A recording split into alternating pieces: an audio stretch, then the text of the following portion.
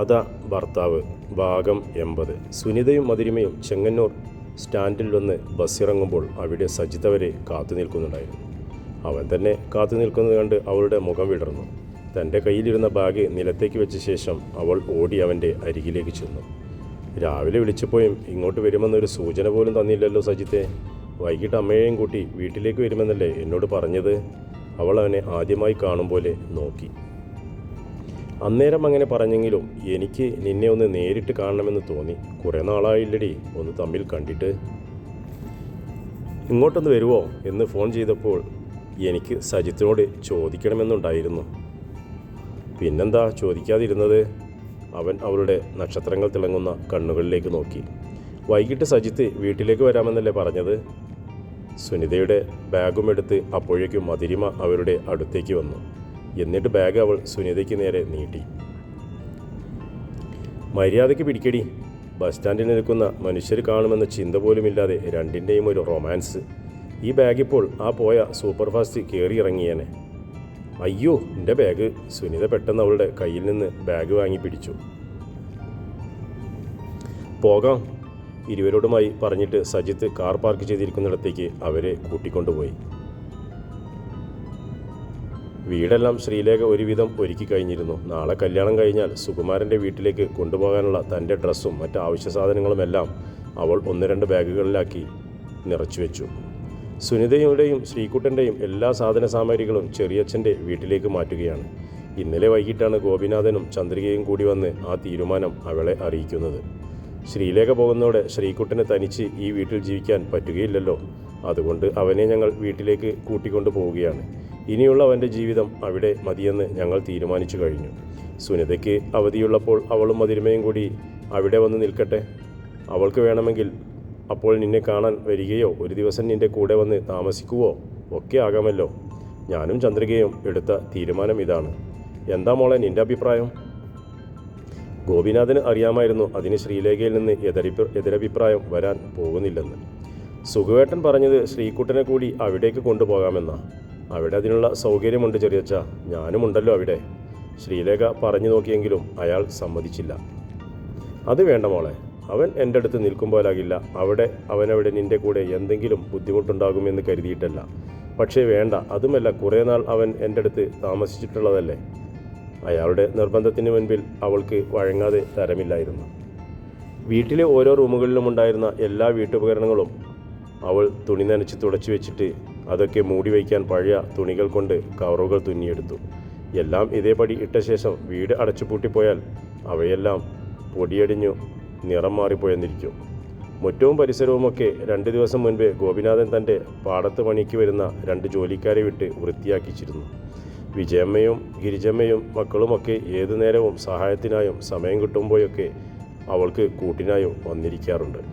ശ്രീലേഖ ഇവിടെ നിന്നും പോകുന്നതിൽ ചില്ലറയൊന്നുമല്ല അവർക്കുള്ള വിഷമം. എങ്കിലും അവൾക്കൊരു നല്ല ജീവിതം കിട്ടുകയാണല്ലോ എന്നോർക്കുമ്പോൾ അവർക്ക് സന്തോഷമാകും. നാളെ രാവിലെ വീണ്ടും താനൊരു വധുവായി ഇവിടെ നിന്നിറങ്ങുന്നതോടെ ഈ വീട് തനിക്ക് അന്യമായി പോവുകയാണെന്ന ചിന്ത ഇടയ്ക്കിടെ അവളുടെ നെഞ്ചിൽ ഒരു നീറ്റലായി കൊരുത്തു വലിച്ചുകൊണ്ടിരുന്നു. താൻ ജനിച്ച വീണ് മുട്ടിലിഴഞ്ഞ് നിവർന്നു നിന്ന് കാലിടറി വീണ മണ്ണാണിത്. പെട്ടെന്ന് അവൾക്ക് അമ്മയെക്കുറിച്ചുള്ള ഓർമ്മ വന്നു. അമ്മയുടെ ആത്മാവ് അറിയുന്നുണ്ടാവുമോ അമ്മ ഇത്? അവസാനം അമ്മ തന്ന അനുഗ്രഹവും ധൈര്യവുമാണ് ശ്രീലേഖയുടെ ഈ ജീവിതം. ശ്രീലേഖ ഓർത്തു നിൽക്കെ ചേച്ചി എന്നൊരു വിളി കേട്ടതുപോലെ അവൾക്ക് തോന്നി. ശ്രീലേഖ തിരിഞ്ഞു നോക്കുമ്പോൾ റോഡിൽ നിന്നുള്ള പടവുകൾ കയറി മുറ്റത്തു കൂടെ ഓടിവന്ന് സുനിത വീട്ടിനുള്ളിലേക്ക് കയറുകയാണ്. സുനിത പാഞ്ഞു വന്ന് അവളെ കെട്ടിപ്പിടിച്ചു. വൈകിട്ടേ വരികയുള്ളൂ എന്നല്ലേ മോളെ നീ പറഞ്ഞത്? ശ്രീലേഖ അവളുടെ മുഖം തൻ്റെ തോളിൽ നിന്ന് അടർത്തി മാറ്റിക്കൊണ്ട് ചോദിച്ചു. പിന്നെ വൈകിട്ട് പറ്റിയാൽ ഇന്നലെ ഇങ്ങ് എത്തണമെന്നായിരുന്നു ഞങ്ങൾക്ക്. ആവതും നോക്കിയതാ. ഇന്നലെ പോരാൻ നടന്നില്ല ചേച്ചി. ശ്രീലേഖ അനിയത്തിയെ അടിമുടി നോക്കി. ക്ഷീണിച്ചു പോയല്ലോടി. നീ അവിടെ പട്ടിണിയായിരുന്നോ പെണ്ണെ? അവൾ അനിയത്തിയുടെ കവിളിൽ തഴിയുകൊണ്ട് പറഞ്ഞു.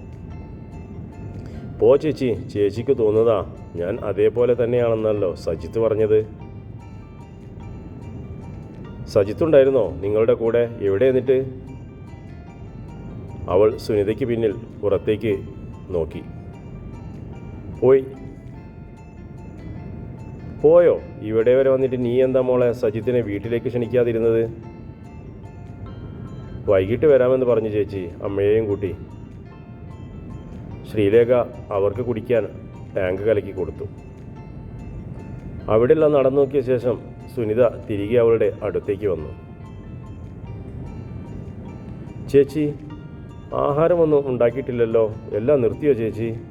ഇന്നിനി ഒന്നും വയ്ക്കേണ്ടെന്ന് ചെറിയച്ഛൻ പറഞ്ഞു. നമുക്കുള്ള ആഹാരം ചെറിയച്ഛൻ കൊണ്ടുവരും. വൈകിട്ട് അയൽക്കാരോ മറ്റോ വരുമ്പോൾ എന്തെങ്കിലും കൊടുക്കാനുള്ളത് ഇപ്പോൾ കാറ്ററിംഗുകാർ കൊണ്ടുവരും. നമ്മുടെ വീട് ഉറങ്ങാൻ പോവല്ലേ ചേച്ചി? നമ്മുടെ ആരുടെയും ഒച്ചയോ അനക്കമോ ഇല്ലാതെ ഈ വീടും പരിസരവും ഇനി ചലനമറ്റ് കിടക്കും. അങ്ങനൊന്നുമില്ല മോളെ, നീ അവധിക്ക് വരുമ്പോൾ ഞാനും ശ്രീകുട്ടനും സുഖവേട്ടനും അമ്മയും എല്ലാം ഇങ്ങോട്ട് വരില്ലേ? അപ്പോൾ നമ്മൾ ഇവിടെയായിരിക്കും. എന്നാലും ഞാൻ പോകുന്നതോടെ ചേച്ചി സുഖവേട്ടൻ്റെ വീട്ടിലേക്ക് ശ്രീകുട്ടൻ ചെറിയച്ഛൻ്റെ അടുത്തേക്കും പോകില്ലേ? വീണ്ടും വീട് അതേപോലെയാകും. അങ്ങനെയൊന്നും ഓർക്കേണ്ട മോളെ, നമ്മൾ വീട് പൂട്ടിയിട്ട ശേഷം കുറച്ച് ദൂരെ ജോലിക്ക് പോയിരിക്കുന്നു. 1-2 ആഴ്ച കൂടുമ്പോഴേ നമുക്ക് ഇങ്ങോട്ട് വരാൻ പറ്റൂ. അങ്ങനെ ചിന്തിച്ചാൽ മതി നീ.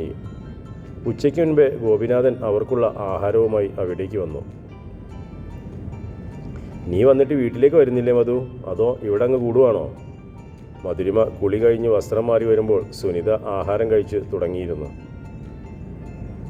ഞാൻ വരുമ്പേ തുടങ്ങിയ ദുഷ്ടേ. മധുരിമ അവളുടെ അടുത്തിരുന്ന് സുനിത കഴിച്ചുകൊണ്ടിരുന്ന പാത്രത്തിൽ നിന്ന് വാരി തിന്നു തുടങ്ങി. നീ വീട്ടിലേക്ക് വരുന്നില്ലടി, വാ, വന്ന് വണ്ടിയിൽ കയറ്. ഗോപിനാഥൻ തിരികെ പോകാൻ തുടങ്ങുമ്പോൾ മധുരിമയോട് പറഞ്ഞു.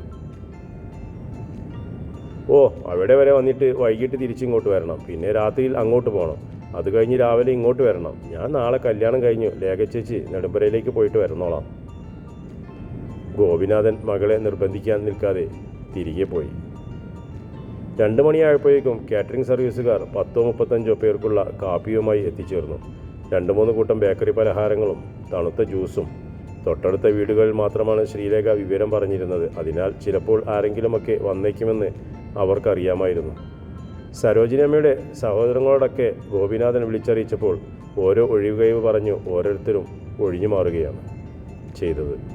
അവർക്കൊന്നും ആ ചടങ്ങിൽ പങ്കെടുക്കുന്നത് പോയിട്ട് വിളിച്ചറിയിച്ചതുപോലും ബുദ്ധിമുട്ടായാണ് തോന്നിയത്. 4 മണിയായപ്പോഴേക്കും സന്തോഷ് കുമാറും ശശാങ്കനും അവിടേക്ക് വന്നു. സന്തോഷ് ഓട്ടോ ഒതുക്കിയിട്ട് വന്നതാണ്. ഇനി അവൻ ഓടാനായി പോകുന്നില്ല. അവൻ്റെ കൂടെ വർക്ക്ഷോപ്പിൽ നിന്ന് അവധിയെടുത്ത് ശശാങ്കനും പോന്നു. ആ വീട്ടിൽ സഹായത്തിനായി ആരുമില്ലെന്ന കാര്യം ആ ചെറുപ്പക്കാർക്ക് അറിയാമായിരുന്നു. ഇടയ്ക്ക് വീട്ടിലേക്ക് വന്നവർക്ക് കഴിക്കാനും കുടിക്കാനുമൊക്കെ എടുത്തു കൊടുത്തത് അവരാണ്. അയൽപക്കങ്ങളിലൊക്കെ അറിഞ്ഞ 25 പേരോളം വീട്ടിലേക്ക് വന്നിരുന്നു. അവരെല്ലാം അവൾക്ക് നന്മകൾ നേർന്നിട്ടാണ് തിരികെ പോയത്. സജിത്ത് അമ്മയെയും കൂട്ടി വരുമ്പോൾ 7 മണിയായി. സജിത്തിൻ്റെ കാർ വന്ന് നിൽക്കുന്നത് കണ്ടപ്പോൾ സുനിത ഇറങ്ങി പുറത്തേക്ക് ചെന്നു. അവൾ കാറിനരികെ ചെന്ന് ജയകലയ്ക്ക് ഇറങ്ങാനായി ഡോർ തുറന്നു പിടിച്ചു. അച്ഛൻ വന്നില്ല അമ്മേ. രവികൃഷ്ണനെ കാറിനുള്ളിൽ കാണാഞ്ഞ് സുനിത തിരക്കി. അച്ഛൻ വരുന്നെന്ന് പറഞ്ഞത് കൊണ്ടാ മോളെ ഞങ്ങൾ വൈകിയത്, അല്ലായിരുന്നെങ്കിൽ നേരത്തെ വന്നേനെ. ഇപ്പോഴാ ഇവൻ്റെ അച്ഛൻ വിളിച്ച് നിങ്ങൾ പൊയ്ക്കോ, ഞാൻ വരാൻ വൈകുമെന്ന് അറിയിച്ചത്, ജയകല പറഞ്ഞു. സുനിത അവരെ 2 പേരെയും വീട്ടിനുള്ളിലേക്ക് കൂട്ടിക്കൊണ്ടുപോയി. ജയകല ശ്രീലേഖയും അടുത്തേക്ക് പോയപ്പോൾ സജിത്ത് എണീറ്റ് കാപ്പിയെടുത്ത് കൊടുക്കുന്ന ശശാങ്കൻ്റെ അടുത്തേക്ക് ചെന്നു. ശശാങ്കന് സജിത്തിനെ ഓർമ്മ വന്നു. ശ്യാംസുന്ദർ കൊല്ലപ്പെട്ട ദിവസം വീട്ടിൽ വന്ന് പ്രശ്നമുണ്ടാക്കിയ വിനുവിൻ്റെ കൈ പിടിച്ചൊടിച്ചത് ഇയാളായിരുന്നു. വാ. ശശാങ്കൻ അവനെ അടുത്തേക്ക് വിളിച്ചിട്ട് ഒരു പേപ്പർ പ്ലേറ്റിൽ പലഹാരങ്ങൾ എടുത്തു നൽകി. സന്തോഷ് അവന് കുടിക്കാൻ ചായ കൊടുത്തു. ജ്യൂസ് തീർന്നുപോയി, അതാ ചായ, സന്തോഷ് പറഞ്ഞു. നല്ല ഏലക്ക പൊടി ചേർത്ത കൊഴുത്ത പാൽ വെച്ച ചായ വിജയമ്മ വീട്ടിലിട്ടും കൊണ്ട് വന്നതാണ്. അവർ സംസാരിച്ചിരിക്കെ സുനിത വന്ന് ജയകലയ്ക്ക് കുടിക്കാൻ ചായ എടുത്തു കൊണ്ടുപോയി. കുറേ നേരം സംസാരിച്ചതിന് ശേഷം ജയകല അവരോട് യാത്ര പറഞ്ഞു. അമ്മ നാളെ രജിസ്റ്റർ ഓഫീസിലേക്ക് വരില്ലേ? സുനിത ചോദിച്ചു. അവൻ വരില്ലേ? അതുപോലെ മോളെ, ഇനി കല്യാണം കഴിഞ്ഞ് അവരങ്ങ് വീട്ടിലെത്തിയ ശേഷം മറ്റന്നാളോ അതിനടുത്ത ദിവസമോ ഞാനും അമ്മയും രവിയേട്ടനും കൂടി പോയിക്കോളാം. അതുപോലെ. അമ്മയും കൂടെ വാ, നാളെ മുത്തശ്ശിയെ കൂടിക്കൊണ്ട് പോരെ. അമ്മ വന്നോളും. അമ്മ അത് കേൾക്കാഞ്ഞിട്ടിരിക്കുക അവൻ്റെ കൂടെ ഇറങ്ങി വരാൻ. എന്നാലും അമ്മയും വരണേ, സുനിത നിർബന്ധിച്ചു. ജയകല സ്നേഹത്തോടെ തലയാട്ടി. നീ അവനിങ്ങി വിളിക്കുമോളെ, അവൻ പുറത്തിരിപ്പുണ്ട്, ജയകല നിർദ്ദേശിച്ചു. സുനിത പുറത്തേക്ക് ചെന്ന് സജിത്തിനോട് അമ്മ വിളിക്കുന്നു എന്നറിയിച്ചു. അവൻ അവിടെ ഇരുന്ന് ശശാങ്കനോടും സന്തോഷിനോടും സംസാരിച്ചിരിക്കുകയായിരുന്നു. സജിത്ത് പെട്ടെന്ന് എണീറ്റ് അവൾക്കൊപ്പം അകത്തേക്ക് ചെന്നു. സജിത്തിനെ കണ്ട് ജയകല കൈനീട്ടി. അവൻ പോക്കറ്റിൽ ഒന്ന് തപ്പിയ ശേഷം തിരികെ ഇറങ്ങിച്ചെന്ന് കാറിൻ്റെ ഡോർ തുറന്ന് ഭദ്രമായി അതിനുള്ളിൽ വെച്ചിരുന്ന ഒരു ചെറിയ പാക്കറ്റ് എടുത്തും കൊണ്ട് തിരികെ ചെന്നു. ആ പാക്കറ്റ് അവൻ അമ്മയ്ക്ക് മുൻപിൽ വെച്ച് തുറന്നു ചെറിയൊരു ആഭരണപ്പെട്ടി എടുത്ത് അമ്മയുടെ കയ്യിൽ കൊടുത്തു. ജയകല അത് അതേപോലെ ശ്രീലേഖയെ ഏൽപ്പിക്കാൻ നേരം അവൾ കൈ പിൻവലിച്ചു. ഒന്നും വേണ്ടമ്മേ, സ്നേഹമുണ്ടല്ലോ, അത് മാത്രം മതി, അവളുടെ ഒച്ചയിടറി. സ്നേഹമുണ്ട്, പക്ഷേ ഇത് നീ വാങ്ങണം മോളെ. ഞാൻ തരുന്നതായി കൂട്ടണ്ട. ആ നിൽക്കുന്ന എൻ്റെ മകൻ്റെ അവകാശമാണിത്. നീ അവൻ്റെ ഏട്ടത്തിയാണ്. അവൻ നിനക്ക് തരേണ്ട കല്യാണ സമ്മാനം ഞാൻ നിന്നെ ഏൽപ്പിക്കുന്നു എന്നേയുള്ളൂ. വാങ്ങ്. ശ്രീലേഖ നനഞ്ഞ കണ്ണുകൾ ഉയർത്തി സജിത്തിനെ നോക്കി. അവൻ്റെ കണ്ണുകളിൽ കാണുന്ന അഭിമാനം അവളോട് വിളിച്ചു പറയുന്നുണ്ടായിരുന്നു, ഇതെൻ്റെ കടമയാണെന്ന്. വാങ്ങിക്കടി അങ്ങോട്ട്. ജയകല ബലമായി അവളുടെ കൈ പിടിച്ചുയർത്തി ആ ചെറിയ പെട്ടി അവളുടെ കയ്യിൽ വെച്ച് കൊടുത്തു. ഇനി നീ ഒന്ന് ചിരിച്ചു കണ്ടിട്ട് പോകണമെന്നുണ്ടായിരുന്നു ഞങ്ങൾക്ക്. അത് നടക്കുമോ? ജയകല ചോദിച്ചു. ശ്രീലേഖ പെട്ടെന്ന് കൈ ഉയർത്തി കണ്ണുകൾ തുടച്ചു. സന്തോഷമായിട്ട് ഇരിക്കട്ടോ. അവർ അവളെ കവളിൽ ഒന്ന് തഴുകിയ ശേഷം തിരികെ നടന്നു.